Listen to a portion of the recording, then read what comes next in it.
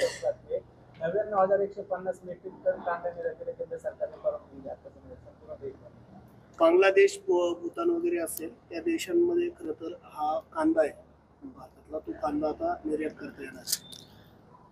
याला पुन्हा याची एकदा शाश्वती करून घ्या, कारण याच पद्धतीचा एक निर्णय या मधल्या मागच्या काळात सुद्धा हा करण्यात आला होता. मी आपल्याला आठवण करून देऊ इच्छितो की जेव्हा 40% निर्यात कर लादला होता तेव्हा सुद्धा महाराष्ट्राचे कृषी मंत्री आणि या भागातले स्थानिक आमदार हे दिल्लीला गेले होते आणि 2.5 लाख मेट्रिक टन कांदा हा त्यावेळी 24 रुपयाने खरेदी केला जाणार असं सांगण्यात आलं होतं.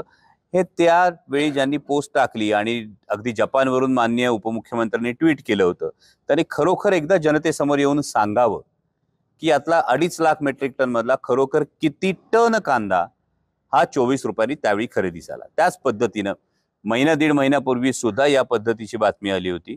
परंतु या संपूर्ण काळामध्ये 2 डिसेंबर पासून ते आत्तापर्यंत काही हजार कोटी रुपयांचं जे कांदा उत्पादक शेतकऱ्याचं नुकसान झालंय, या नुकसानीला नेमकं जबाबदार कोण? आणि आता सुद्धा बांगलादेश, भूतान या देशांमध्ये निर्यात करण्यासाठी जो कांदा दिला जातो हे पुन्हा परराष्ट्र संबंधांचं फार मोठं अपयश आहे. हे मी पुन्हा अत्यंत जाणीवपूर्वक सांगतो, कारण गल्फ कंट्रीजमध्ये कांद्याला फार मोठी मागणी असते.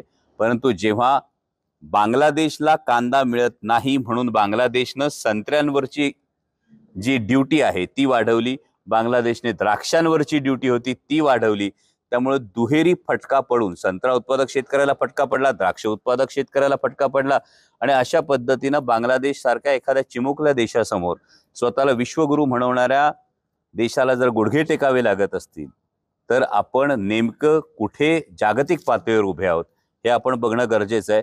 आणि निर्यात बंदी उठणं हे कायम स्वागतार्ह आहे, पण ही निर्यात बंदी उठत असताना एवढ्या हजार कोटी रुपयांचं जे कांदा उत्पादक शेतकऱ्याचं नुकसान झालेलं आहे, आता सरकारला कळून चुकलेलं आहे की या कांद्यामुळं महाराष्ट्रामध्ये शेतकऱ्यांनी थेट भारतीय जनता पक्षाला नाकारले. एबीपी माझा, उघडा डोळे बघा नीट.